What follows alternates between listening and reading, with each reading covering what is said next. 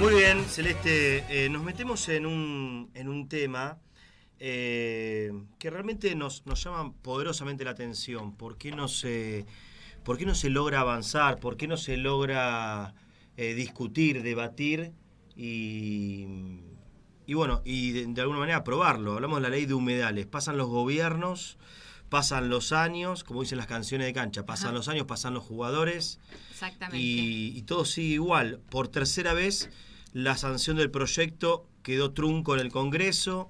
Se habla de un gran lobby, grupos de, no sé, de la agroganadería, de la megaminería y hasta de la explotación inmobiliaria. Recién hablamos en el corte de todo lo que es un humedal, lo que comprende, lo que se construye arriba de ese humedal o por encima. Digo, Nordelta está sobre un humedal, ¿no?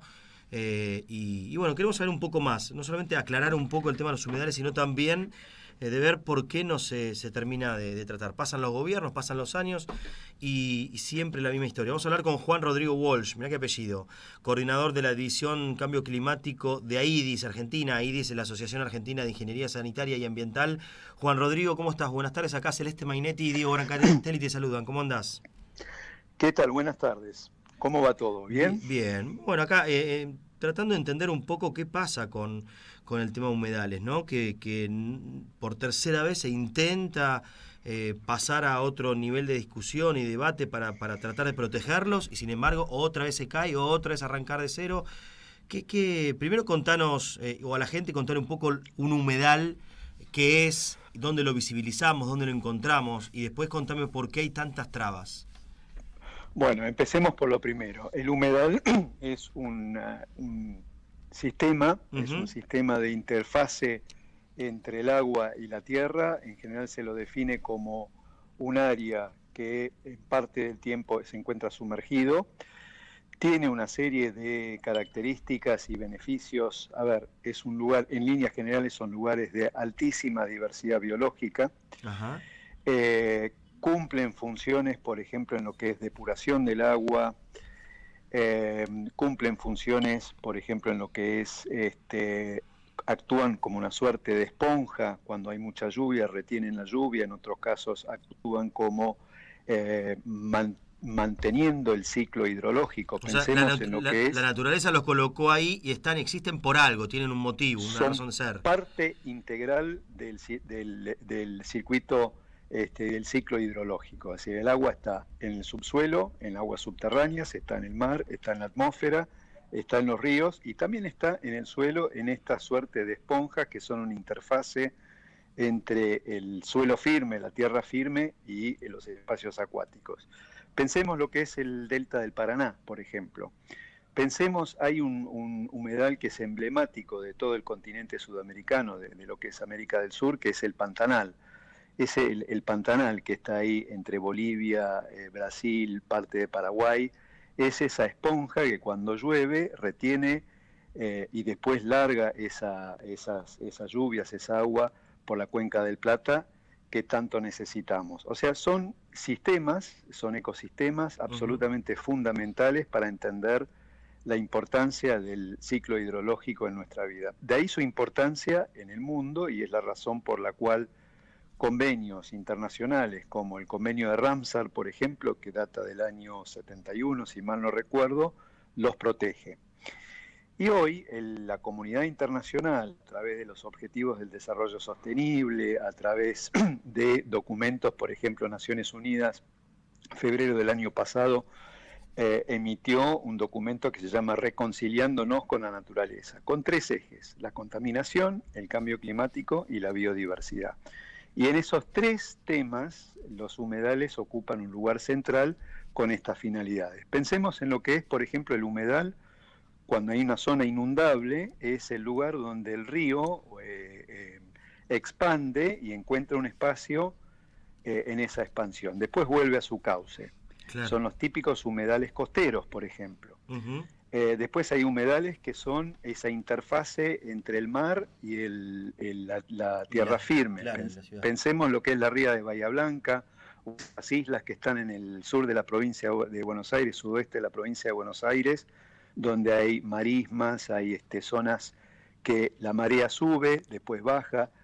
hay una vegetación que se adapta al ambiente salino con una enorme presencia, por ejemplo, de aves marítimas, de aves playeras, por ejemplo, que se alimentan, anidan, se reproducen en esos ámbitos. Por eso la importancia que tiene el humedal en lo que es la biología y en lo que es la naturaleza. Hace poco, por ejemplo, en Córdoba, se creó un parque nacional en lo que es Mar Chiquita, que también tiene una parte importante de humedal y es de hecho uno de los espacios más grandes de Sudamérica en este campo, con aguas salobres. Tiene una importancia esencial. Juan, Celeste Mainetti te saluda, buenas tardes. ¿Por qué ¿Qué tal, en Celeste? Argentina no tenemos esta famosa ley de humedales? ¿Qué es lo que pide la ley de humedales? A ver, básicamente la ley de humedales, ahí podemos entrar un poco más en las sutilezas de qué se lo critica, qué se lo cuestiona, los puntos a favor, los puntos en contra. ¿Qué es lo que pretende la ley de humedales? Y yo creo que en esto, siguiendo el modelo de la ley de protección de glaciares o la ley de protección de bosques nativos, pide que cada una de las provincias elabore un inventario de humedales con los criterios que establece la ley, que en definitiva remite un poco a la documentación y a los criterios internacionales vigentes, Ramsar, como mencioné, y otras definiciones, y exige que las provincias definan un ordenamiento territorial, un ordenamiento de humedales para definir su protección. Tengamos presente, y esto es una de las dificultades que se presentan en estos temas, que el humedal, al igual que el río, al igual que los recursos hídricos, son de las provincias, son propios de las provincias, y esto lo que genera es tensión. ¿Hasta qué punto la nación puede ordenarle a la provincia una protección de determinado sistema, determinado cuerpo de la naturaleza o recurso natural, sin avanzar sobre las potestades provinciales? Este es uno de los temas que yo creo a lo largo de los últimos, yo diría 10 años, porque ustedes bien dijeron, pasan los gobiernos y ha habido iniciativas, tanto de la gestión del justicialismo hasta el 2015, hubo gestiones también en la gestión en el periodo del gobierno anterior y en la actual. Pero creo que uno de las tensiones es esta disputa entre las provincias, que muchas veces son un poco reacias a ceder la potestad de regular un recurso a la nación frente a este contexto. ¿Y qué? Otra de las Sí. No, te escucho, es interesante. No, otra de las críticas que se le hace, de los cuestionamientos, y creo que es atendible en ese sentido, la propia Ley General del Ambiente incorpora una herramienta que a mi entender es gran clave de la protección ambiental y la protección de los recursos, que es el ordenamiento ambiental en general, el ordenamiento ambiental del territorio. Y esto debiera ser una exigencia que cada provincia deba, y está en la Ley General del Ambiente, establecer un mecanismo de ordenamiento y de planificación de sus recursos y de su territorio, teniendo en cuenta no un solo ecosistema, como puede ser el bosque nativo, como puede ser los glaciares o como puede ser en este caso los humedales, sino la totalidad. Y eso permitiría una visión mucho más integral del desafío de lo que es enfocar recurso por recurso. Tengamos presente, por ejemplo, que también hubo una propuesta en algún momento, entiendo que perdió estado parlamentario y se diluyó, de establecer un inventario, una ley de presupuestos mínimos, por ejemplo, para pastizales. Claro. Entonces terminaríamos con tantas leyes como ecosistemas hay, y eso a veces atenta contra esta idea de una planificación integral de los recursos. ¿Y cómo se llega de esta falta de ley de humedales o regulación de humedales a tener los niveles de sequía que provocan los incendios que hemos visto en estos últimos 2 años? Bueno, este es otro gran tema y es algo que, a ver, desde el derecho podemos hacer un montón de cosas, pero lo que no podemos es modificar, enmendar o cambiar a veces las reglas de la naturaleza. Con la ley podemos hacer un montón de cosas, pero lo que no podemos es dejar sin efecto, por ejemplo, las leyes de la gravedad, las leyes de entropía, las normas de las leyes de la física. Sí podemos regular las actividades humanas. La verdad es que el gran desafío que enfrenta la humanidad en estos tiempos es el calentamiento global. Y es esto lo que está generando por ejemplo, los riesgos de incendios o el incremento del escenario, el riesgo de incendio, no solamente en el humedal, que es lo que atrajo la atención, por ejemplo, en el 2020, en el 2021, con los incendios en el delta del Paraná, o estos esquemas que hemos visto en Corrientes en el último tiempo, que justamente es por la bajante fuerte, la sequía y la bajante del Paraná, que dejó mucho material seco en lo que es normalmente un humedal, como es el estero de Liberá, y eso es una bomba de tiempo. Ahora, la verdad es que esto, creo que la moraleja o el mensaje que uno tendría que plantear en esto es: muchachos, el calentamiento global, el cambio climático es un desafío enorme para la humanidad. No podemos seguir hablando de incendios o el riesgo o la sequía, sino que esto es un tema sistémico. Hoy en día, por ejemplo, muchos científicos están planteando el riesgo de qué pasa si ese ecosistema de la Amazonía, por ejemplo, que genera su propio clima, su propio régimen de lluvias, y es lo que de alguna manera regula la humedad en Sudamérica, en todo el continente, ¿qué pasa si ese ecosistema pasa a ser, en vez de un bosque tropical, pasa a ser una sabana con otro régimen de lluvias? Y empezamos a ver que lo que este año fue una circunstancia extraordinaria de bajante en el Paraná, pasa a ser la situación normal. Ahí sí vamos a tener serios problemas, y problemas que no sé si lo vamos a atacar o resolver con la sanción de una ley, que es un poco a veces la dificultad de pensar que con estas decisiones humanas podemos cambiar la naturaleza. Y acá, hay que tomar conciencia de la gravedad, ¿no? Acá en Buenos Aires, puntualmente, recién lo charlamos con Celeste fuera del aire, no sé, ¿Nordelta está construido sobre humedales? Sí, de hecho, bueno, es todo el sistema de lo que es la llanura de inundación o la cuenca de inundación de los ríos, el Reconquista, el río Luján y obviamente el Paraná, pero puntualmente lo que sería el Luján y el río de la Plata, en la cuenca baja del Paraná.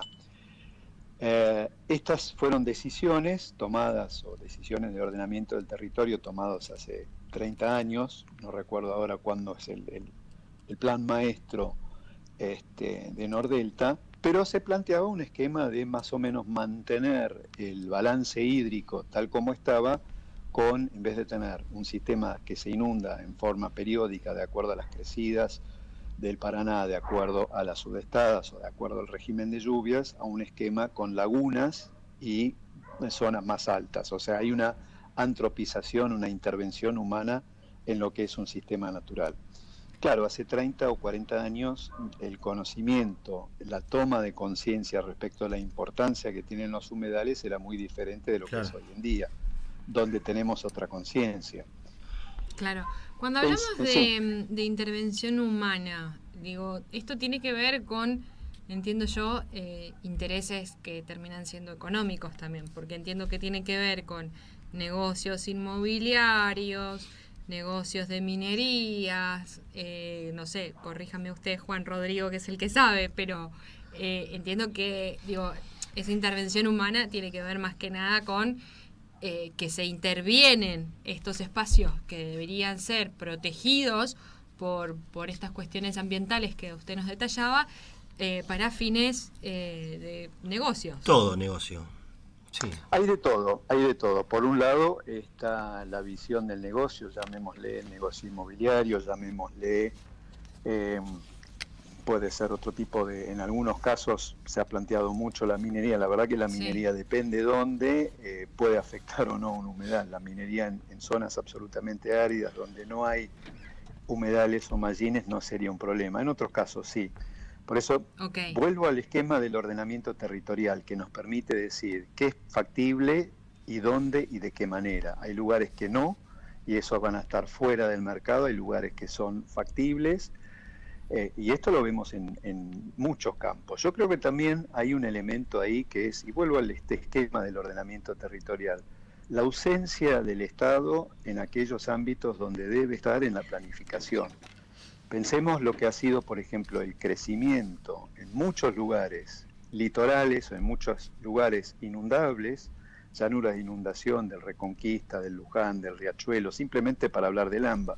Podríamos hablar de lo mismo en Santa Fe o en la cuenca del Paraná, en lo que es, qué sé yo, San Nicolás, San Pedro y demás, donde ha habido un avance espontáneo en muchos casos, o con la vista gorda desde los ámbitos públicos, municipales o provinciales, autorizando o dejando hacer, digamos, la urbanización o la ocupación de espacios inundables. Esto lo vemos en muchos casos con barrios marginales, hace poco recorriendo, por ejemplo, la cuenca baja del Reconquista en Tigre, asentamientos sobre el río, sobre la zona que evidentemente los somete a una vulnerabilidad ante una crecida, ante una sudestada o ante situaciones de fuertes lluvias en la cuenca alta, por ejemplo, que esto pasó hace unos años en Luján, ¿se acuerdan que se inundó?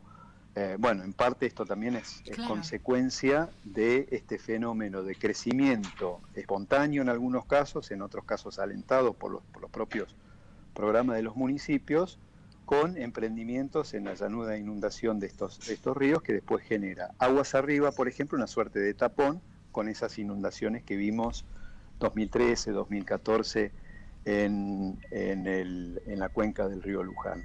Entonces creo que por un lado y en este sentido, la responsabilidad que tiene el Estado de planificar y ordenar el uso del territorio, haciendo una suerte de, bueno, ¿dónde tales actividades son factibles y permisibles?